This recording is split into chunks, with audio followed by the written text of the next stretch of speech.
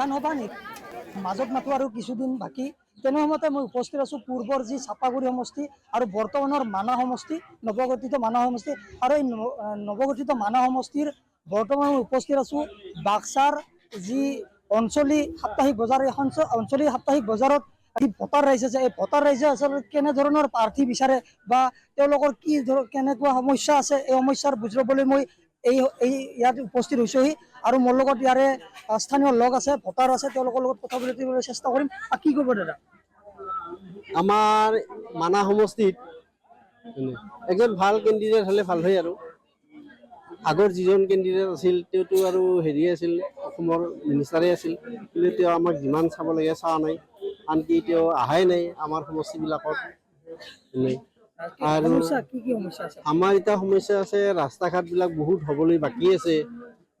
তাৰে পিছত সামাজিক কিছুমান কামৰ কাৰণে সমাজবিলাক আগুৱাই নিয়াৰ কাৰণে যিবিলাক সমাজক মানে অনুদানবিলাক দিব লাগে তেওঁলোকে তেনেকুৱা একজন কেণ্ডিডেট লাগে আৰু নিৰ্বাচনৰ সময়ততো আৰু চবে ক'বই আৰু ভোট পোৱাৰ আশাতে কিবা কিবা ক'ব আৰু এনেকুৱাও দেখিছোঁ কিছুমান দুৰ্বল মানুহক এই অলপ চলপ পইচা দিও তেওঁ মানুহবিলাকৰ মনবিলাক হেৰি কৰাৰ কাৰণে চেষ্টা কৰে তেনেকুৱাক আমি নিবিচাৰোঁ ভাল একজন আমি কেণ্ডিডেট বিচাৰোঁ। কেমেৰা পাৰ্চনে দেখুৱাই আছে ইয়াৰ সামগ্ৰিক পৰিৱেশ যি বজাৰ এই সাপ্তাহিক বজাৰ অঞ্চলিক বজাৰতো আচলতে যি ভোটাৰ ৰাইজ আছে এই ভোটাৰ ৰাইজসকলৰ মাজত যাবলৈ চেষ্টা কৰিম আৰু এগৰাকী লগ আছে তেখেতৰ কি ক'ব দাদা কেনেকুৱা প্ৰাৰ্থী বিচাৰে?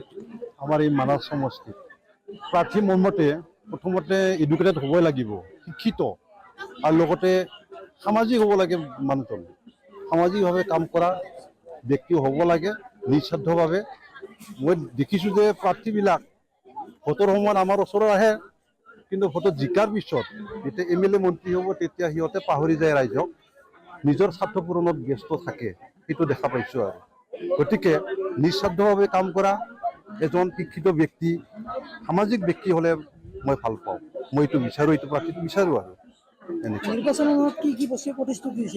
নিৰ্বাচনৰ সময়ত আমাৰ সমাজৰ যিবিলাক ভিতৰ চৰা যিবিলাক ৰাস্তা ঘাট এইবিলাক কালভাৰবিলাক দলংবিলাক এইবিলাক কৰিম বুলি মানে প্ৰতিশ্ৰুতি দিয়ে কিন্তু প্ৰতিশ্ৰুতিৰ পিছত জিকাৰ পিছত যেতিয়া MLA হ'ব তেতিয়া মানে পাহৰি যায় সকলোখিনি এনেকৈ প্ৰথমতে নকৰে আৰু হয়।